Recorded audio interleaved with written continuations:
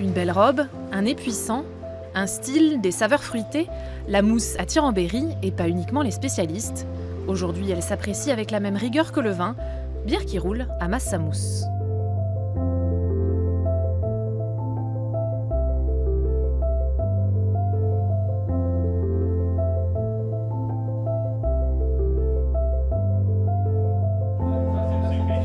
Ce soir, c'est dégustation ludique au Biérichon. Au programme, des blanches, des brunes, des américaines, des allemandes, des classiques aux bouteilles les plus inédites. Nos dégustateurs sont là pour apprendre et surtout pour apprécier. La légende voudrait qu'un jour, des chasseurs-cueilleurs aient laissé une jarre en terre cuite remplie de céréales à l'air libre, dehors, avec les intempéries. L'eau est rentrée dans la jarre, puis il y a eu une fermentation naturelle qui s'est faite, ils sont revenus, ils l'ont retrouvée, il y avait des petites bulles, ils ont goûté, ils ont ressenti l'ivresse. Alors là, il faut imaginer une bière à 0,5, 1 degré d'alcool, plutôt une soupe de céréales tiédasse qu'une bière telle qu'on la connaît actuellement. Sous l'œil et les papilles averties de Francis, le zytologue, la dégustation se poursuit. En bon œnologue de la bière, il présente schémas, graphiques et petites anecdotes au public de néophytes. C'est en faisant un peu de chimie et un brin d'histoire que nos dégustateurs appréhendent la mousse. C'est assez surprenant la diversité des bières qu'il peut y avoir, quoi. La diversité des bières, les goûts, les couleurs. C'est vrai que quand on est un petit peu novice, on n'imagine pas la diversité. Ouais. C'est une dégustation, hein. C'est comme quand on déguste du vin où on aime, il y en a qu'on aime, il y en a qu'on aime moins, quoi. On retrouve des similitudes, je dirais, dans les parfums, dans les arômes, dans les choses comme ça. Là, on n'a pas encore goûté des fruits exotiques, mais il y a des vins où on peut percevoir des arômes de fruits exotiques, des arômes floraux, des choses comme ça. Donc, quelque part, on retrouve un peu. Là, c'est très marqué, c'est un peu plus facile. Si le parallèle avec le vin est récurrent, c'est que sur ces terres traditionnellement viticoles, le pli est difficile à prendre. Parfois, il faut juste se laisser porter. Il n'y a pas de bonne bière ou de mauvaise bière, c'est juste une question d'essayer de goûter. Moi, je considère qu'il y a une bière pour chaque personne, pour chaque palais, pour chaque moment de l'année, pour chaque moment de la journée également. On peut trouver. Ce qu'il faut, c'est y avoir accès. Dans cette cave à bière installée à Bourges depuis 2 ans, la mousse s'exprime sous toutes ses flaveurs. Le Biérichon, un pari de passionnés, un lieu où brasseurs amateurs et confirmés se rencontrent aussi pour échanger. Quand les gens poussent la porte, c'est vraiment pour découvrir des choses. Alors effectivement, on va partir sur les basiques au début parce qu'on a un peu peur. Et après, effectivement, avec les conseils, on arrive toujours à trouver des choses qui vont être entre guillemets complémentaires pour pouvoir les emmener sur d'autres bières, sur des bières qu'ils ne connaissent pas, du moins des saveurs différentes. Il y a une multitude de palettes qui est possible.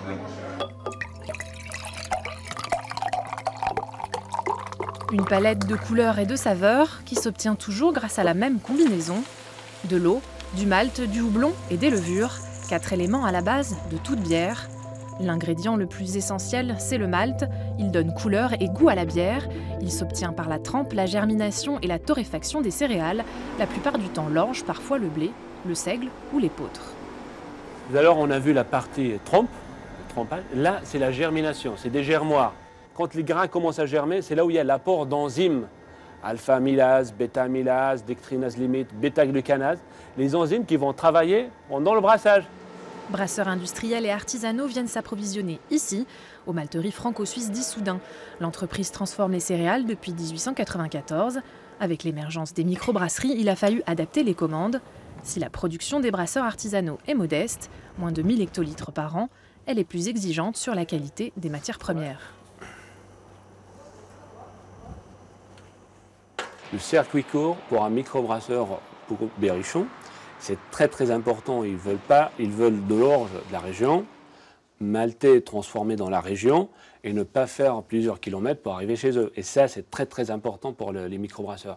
La partie, on va dire, régionale, locale et artisanale.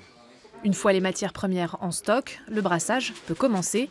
Mais avant tout, il faut concasser les grains, broyer le malt avant de débuter l'empâtage.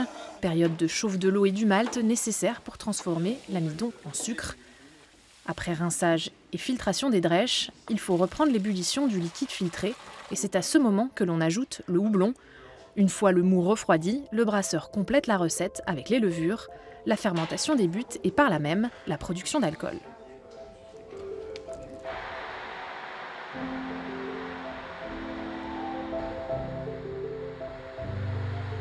On est en limite de Champagne-Berrichonne et Précy a la particularité d'être traversé par une sorte de dune sableuse. Précy est construit sur du sable et ce champ-là a la même nature de sol. Et donc c'est un sol sableux profond et qui serait propice justement à installer une houblonnière. Francis, notre zytologue, prend régulièrement des nouvelles du projet d'Adrien. Membre de l'association Houblon de France, il milite pour la culture de nouvelles variétés de la plante et la réintroduction de houblonnières dans tout l'Hexagone. Véritable nerf de la bière, le houblon est aussi une denrée très prisée.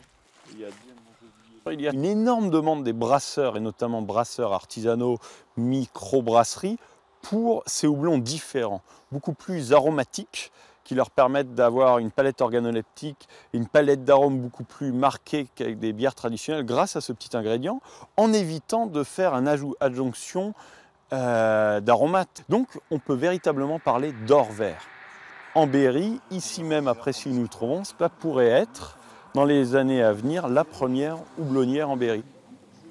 Entre le Piton et les Coteaux, depuis 15 ans, la plus ancienne des brasseries artisanales du Berry prospère. Installée dans les anciens abattoirs de Sancerre, la doyenne des brasseries fait dans le rétro, cuve en cuivre et étiquette comme à la belle époque, celle où la bière coulait à flot. Quand je me suis retrouvé avec ce bâtiment à Sancerre, dans le milieu viticole, et puis le crottin de Chavignon l'a porté, et je me suis dit, il faut que je monte une brasserie qui ressemble à une brasserie. Donc c'est vrai qu'au lieu d'acheter des tankalais et de bricoler, j'ai acheté une machine qui ressemble à une vraie brasserie et qui est en cuivre, donc c'est un peu aussi pour ça. Pour respecter l'appellation, aussi pour avoir une image de marque. Pour moi, c'est bien, mais pour l'ensemble. La brasserie La Sancerroise a misé sur une installation automatisée et une fabrication de bière à l'allemande. Un choix innovant à l'époque pour anticiper aussi les critiques des industriels. Face à l'émergence des petits brasseurs, les grands groupes poussent de plus en plus pour un encadrement strict de la fabrication, une idée qui ne passe pas chez les artisans. Quand je suis arrivé ici, on m'a dit on ne mettra pas le nom de Sancerre sur une bibine, donc c'est bien ça. L'image qui était représentée, c'était de la bibine. Maintenant, je ne veux pas dire que la bière est au niveau du vin, mais on a autant de travail, un savoir-faire, et c'est tout cet apport d'éducation de la clientèle, oui, qui a amené à redorer le blason de la bière et dont les industriels profitent aujourd'hui maintenant. Alors c'est vrai que c'est eux qui ont fait tourner Brasseurs de France et qui continuent, mais on a été les représentants et c'est nous qui leur avons amené la belle image que la bière commence à avoir aujourd'hui. Dans l'Indre, les doyens, ce sont les Bellons. Installés en 2004 au pied des malteries d'Issoudun, ils tiennent un bar-brasserie pendant 8 ans avant de déménager à Villedieu-sur-Indre. Aujourd'hui, ils militent pour leur indépendance. On ne fait pas le même métier, nous on fait de la bonne bière, eux c'est le génie du marketing.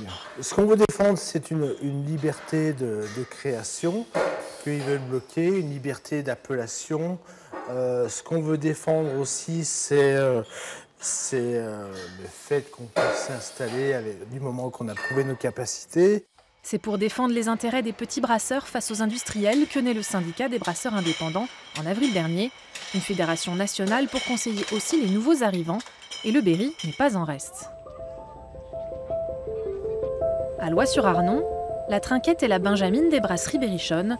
Éloi a fait le choix du bio, comme beaucoup des nouveaux installés, et les contraintes restent pourtant les mêmes. Tout ce qui va toucher la bière, en fait, doit être très propre. Quand on va mettre les levures, ça sera un jus stérile très sucré, donc qui sera très, très bon pour le développement de toutes les bactéries. Des nouveaux locaux déjà trop étroits pour l'ambition de notre jeune brasseur. Bientôt, il faudra construire un bâtiment pour stocker la production. À peine installé, déjà un œil sur l'avenir. Avec sa compagne agricultrice, ils ont décidé de combiner leurs activités. À terme, on voudrait cultiver les céréales pour la brasserie. On a commencé à planter du houblon, tout ça, donc on voudrait essayer d'avoir une démarche globale sur la bière. On essaye d'être le plus maître de ce que l'on fait et de savoir le mieux possible ce qu'on transforme. Après, on ne pourra probablement pas tout avoir en local, mais on va essayer de maximiser. Si on arrive à produire l'orge de base et le transformer nous-mêmes, on aura déjà 80% de la matière première qui sera d'ici. Un projet de ferme-brasserie pour proposer un produit 100% local, une belle idée de plus en plus prisée par les jeunes brasseurs.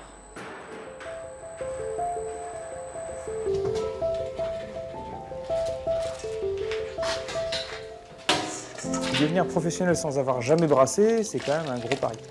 Parce qu'on sait Enfin, c'est comme si on voulait faire pâtissier sans avoir jamais fait de gâteau.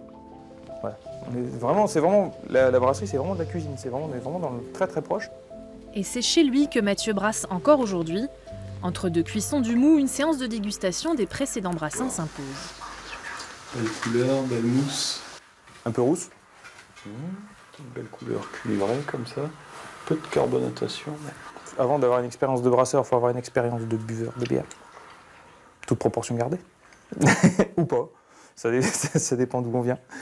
Et après, je pense qu'il faut aimer la cuisine, simplement. Voilà. C'est de la cuisine, donc on a des ingrédients sur lesquels on ne peut pas trop influer. Après, c'est juste un mix. On dit, voilà, je vais mettre un petit peu de ça, un petit peu de ça, un petit peu de ça. Et c'est comme quand on fait une recette de cuisine, c'est exactement pareil. En plus d'être une passion, la bière est devenue son métier. Aujourd'hui, c'est chez Thomas Mousseau de la brasserie Ouche-Nanon qu'il fait ses armes. Installé depuis 8 ans en Berry, ce brasseur microbiologiste de formation a partagé son expérience dans un livre, un guide à l'usage du brasseur amateur. J'ai commencé aussi en étant brasseur amateur, ce qui donne quand même des bases pour écrire un livre là-dessus, puisqu'en brasserie amateur, on touche à plein de façons de faire différentes. Donc on a testé des centaines de recettes de bière. Et ça, je pense que ça donne quand même une idée de ce que c'est que le brassage amateur, qui est différent du brassage pro. Des recettes et des astuces recueillies par une journaliste berruyère. Un ouvrage made in Berry avec l'idée de rendre accessible à tous cette pratique. On est quand même des Gaulois. Les Gaulois aiment la bière, aiment la cervoise, même si on ne l'appelle plus comme ça. Il y a une mode et en même temps, je pense que ça va durer parce que le fait maison, avec tout le contexte écologique qu'il y a, on se rend bien compte que le fait de faire les choses à la maison coûte beaucoup moins cher. Et puis aussi cette convivialité. On est entre potes, on a décidé d'acheter un peu de matériel et on va se mettre dans son garage et on va fabriquer notre bière. On peut arriver en soirée avec un bouquet de fleurs, mais c'est quand même plus classe, je trouve, d'arriver avec sa bière maison. Plusieurs sites internet proposent déjà des kits pour réaliser sa bière maison. La cervoise a donc de beaux jours devant elle. Si les Français boivent moins d'alcool, ils cherchent la qualité auprès des brasseurs artisanaux. En Berry, l'engouement pour le breuvage ne fait que commencer. L'amour, il y en a toujours un peu quand tu fais de la bière. Ça permet de tous se réunir autour d'une passion qu'est la bière au final. Tout le monde a déjà bu une bière dans sa vie, comme du vin, et tout le monde a envie d'apprendre, tout le monde a une marge de progression considérable. C'est l'intérêt juste de faire de la bière, c'est de la goûter.